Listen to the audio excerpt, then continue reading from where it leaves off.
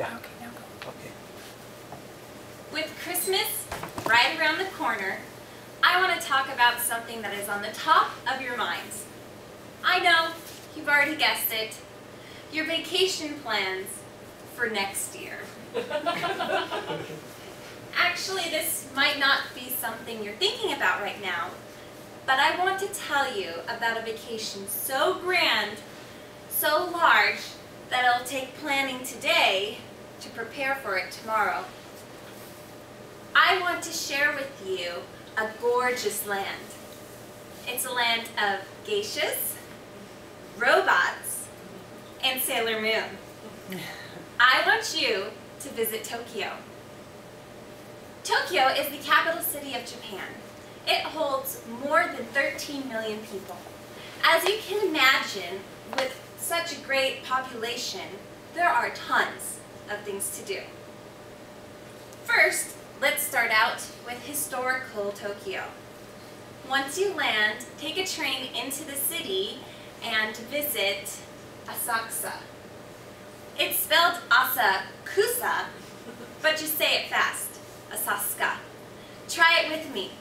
Asaska. Asaska. Asaska. Asaska. Very good.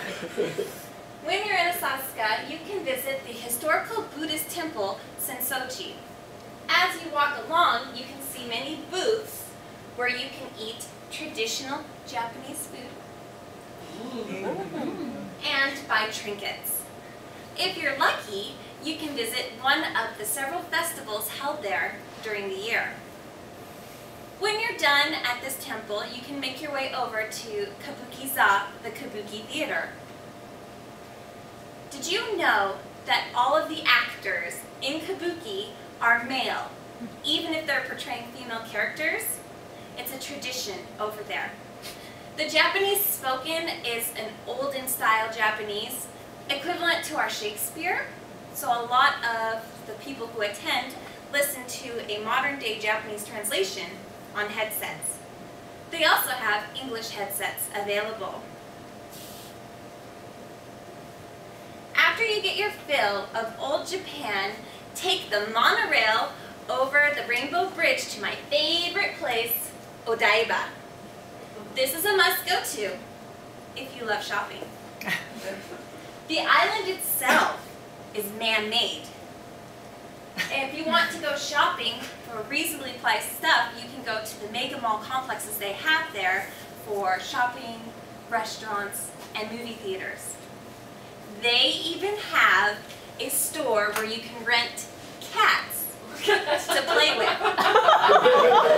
How cool is that? I'm sold. You can also go to the Fuji television station and tour it and notice its unique structure. While you're there, I also suggest you go on the Ferris wheel. It's one of the largest Ferris wheels in the world. Once you're done playing here, and if you want to go to a tourist version of a hot springs, I recommend the Oedo Onsen.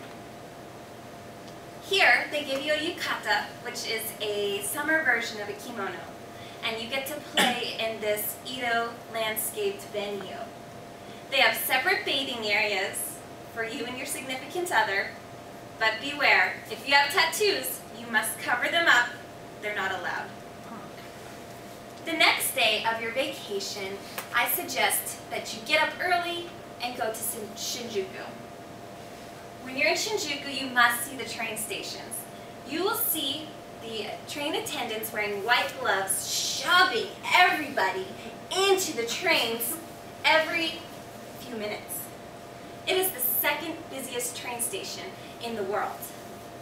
You can also, while you're in Shinjuku, get something to eat, go have a few drinks, sing some karaoke, but be careful what alleyway you go down. You could end up in the red light district, Kabukicho. If it's still early in the morning, I recommend you beat feet over to Tsukiji. But make sure you wear your nose plug. It is the largest wholesale fish market in the world. Here you can see people unloading, auctioning, and purchasing fish, any kind of seafood you might desire. But I do recommend you wear boots because it gets wet and fishy in there. But you can probably get some fresh sushi while you're at it. If you want to save the best for last, I recommend you go to Tokyo Tower. This looks just like the Eiffel Tower, but bright orange.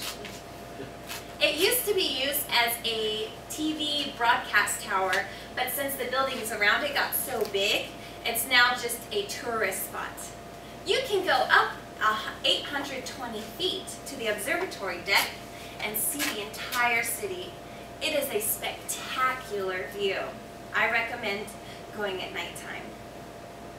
If you don't plan to go to Tokyo for the next few months or so, then once you get there, I recommend you go to the newest attraction that just came out, Tokyo Skytree.